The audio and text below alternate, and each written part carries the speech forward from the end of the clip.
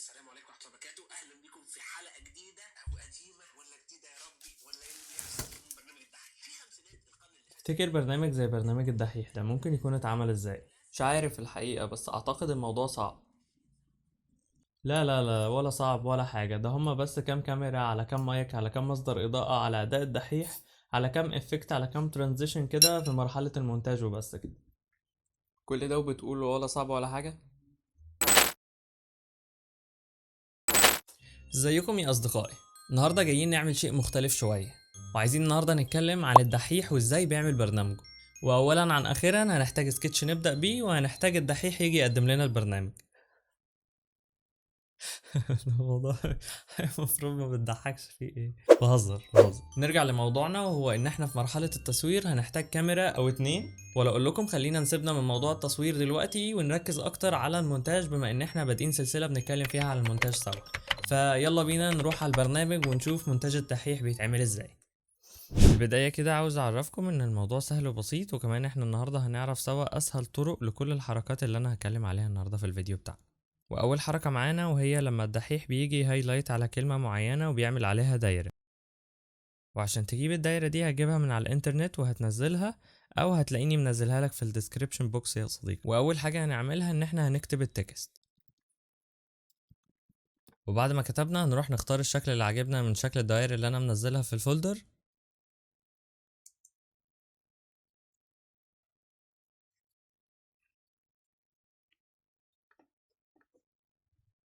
انا مثلا هختار الشكل ده.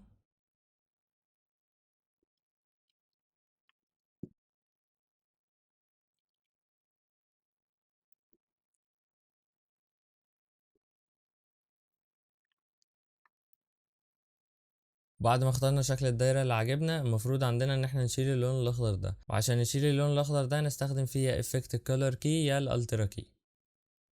وهنيجي هنا على قائمة effects وهنكتب color key،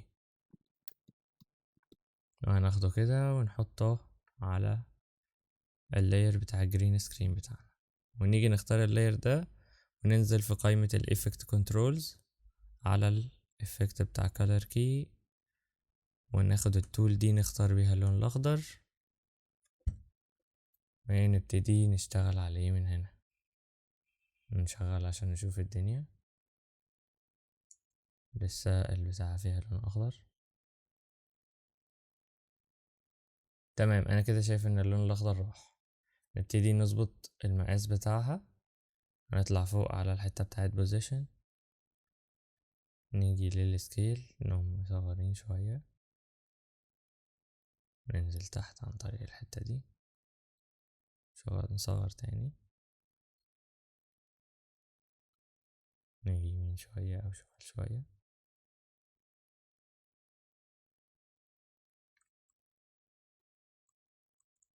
طيب أنا شايف إن كده الحتة دي ظبطت. بعدها المفروض هنلعب في البلور بتاع السيركل دي عشان نقرب من النتيجة اللي الدحيح عملها في الفيديوهات بتاعته.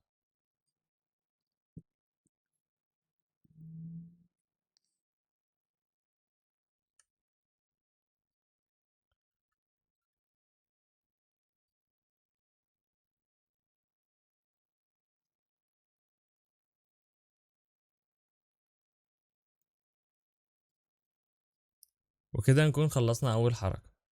الحركة التانية اللي معانا وهي لما الدحيح بيكون بيتكلم عن موضوع فبيعرض الصورة بتاعة الموضوع بتاعه، وده بيعرضها عن طريق ان هو بيحط صورة ورقة قديمة تحت الصورة بتاعة الموضوع بتاعه.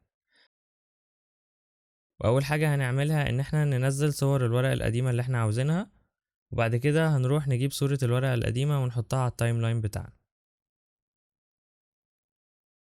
كده احنا حطينا الورقة، عايزين نظبط السكيل بتاعها عشان هي كده كبيرة قوي.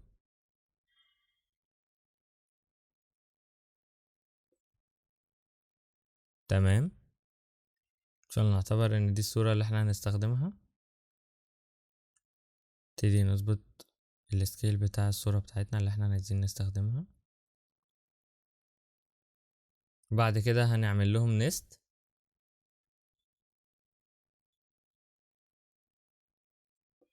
ولو احنا عاوزين نحركهم هنبتدي نحركهم من قائمة الإيفكت كنترولز عندنا، عن طريق ان احنا نعمل كي فريمز هنا في قائمة الموشن، يا اما نروح نجيب الايفكت بتاع ترانسفورم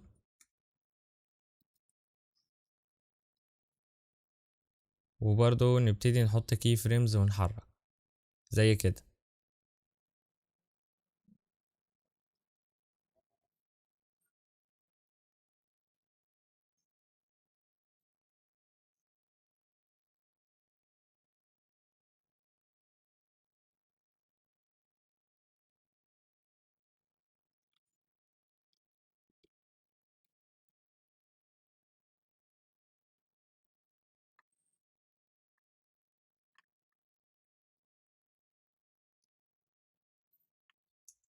زي كده. الحركة التالتة معانا وهو افكت اللور ثيرد، ودي هنعملها مانيوال، وده عن طريق ان احنا هننزل صورة لورقتين، صورة هتكون غامقة وصورة هتكون فاتحة، وهنخلي الغامقة ورا والفاتحة قدامها.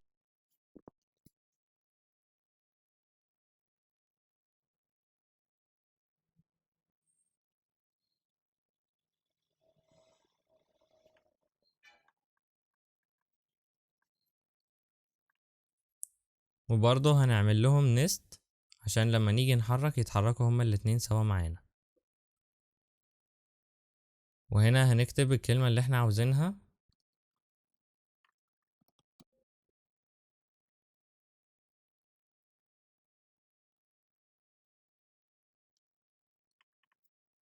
وهنحرك برضو من قائمة الايفكت كنترولز من الحتة بتاعة الموشن، او هنستخدم الايفكت بتاع ترانسفورم زي ما عملنا الحركة اللي فاتت. وتالت حركة عندنا وهي لما الدحيح بيجي يتكلم على عنصر معين، والعنصر ده بيبقى ظاهر فوقيه حاجة زي البلاستيك كده، وهو البلاستيك تكتشر. والموضوع بيبقى سهل جدا، وهو عن طريق ان احنا نلاقي التكتشر اللي عجبنا ونستخدمه ونحطه فوق الصورة اللي احنا عايزينها زي كده مثلا. مثلا عندنا الصورة دي اللي احنا جبناها دي دلوقتي، ومن الفولدر اللي هتلاقوه في الديسكريبشن هتلاقوني منزل لكم اكتر من بلاستيك تكتشر. اختاروا الشكل اللي يناسبكم او اللي انتوا عايزينه وابتدوا استخدموه. انا شايف ان الشكل ده شكله مناسب عندي. ابتدي العب في السكيل بتاعه.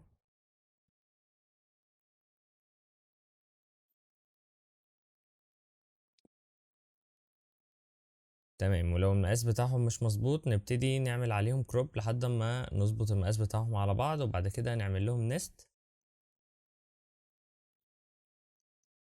بعد ما عملنا نست لو عايزين نحركهم هنعمل زي ما عملنا في الحركتين اللي فاتوا من قائمة effect controls، وهيبقى من خلال الحتة بتاعت motion او الإفكت بتاع transform.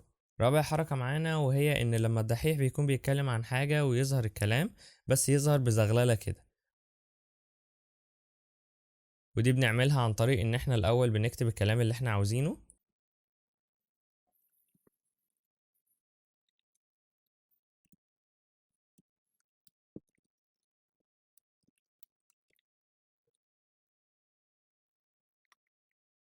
بعد ما كتبنا هنروح على قائمة الإفكتس ونكتب blur، وهننزل هنا هنختار الجاشن blur ونحطه على الكلام بتاعنا، ونيجي على قائمة الإفكت كنترولز نيجي على الجاشن بلور، نعمل كي فريم في الأول، نزود البلور كده نتحرك شوية، نعمل كي فريم تاني نخلي البلور فيه 0، وبتبقى كده. ولما نيجي ننهي هنعمل كي فريم تاني في الآخر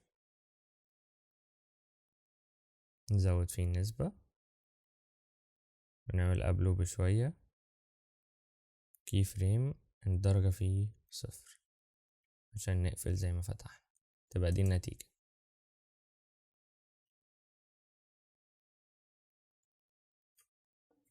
في آخر حتة دي عشان الكات تبقى مظبوطة على الاوباسيتي، ندور على الاوباسيتي، فين الاوباسيتي؟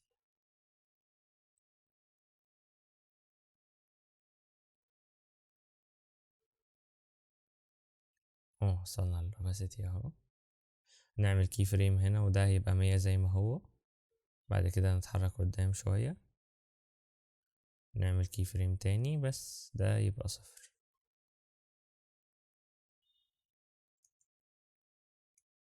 كده عشان يبقى ايه مقفول بالطريقة اللطيفة دي. وبرضه ممكن نعمل زيه واحد في الأول عشان يبتدي بطريقة ألطف من كده، بس هنبتدي من هنا opacity 0 وهنا نعمله opacity 100.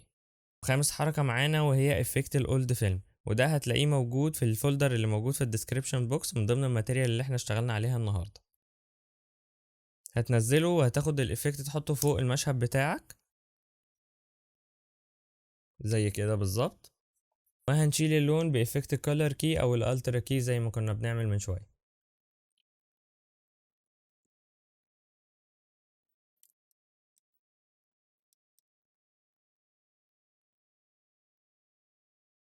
زي كده بالظبط. وبعدها طبعا انت بتبتدي تغير الألوان وتخليها أبيض وأسود. ولقطة فنية شوية لو انت عاوز تبقى بروفيشنال، يعني المفروض ان التصوير بالكاميرا الفيلم القديمة كان اقصى حاجة فيها بيبقى 18 فريم، فممكن تقلل الشوت بتاعك ل 18 فريم والموضوع هيبقى بروفيشنال اكتر. اخر حركة معانا وهي افكت الكتابة اللي هي بتظهر حروف بتتكتب ورا بعض كده.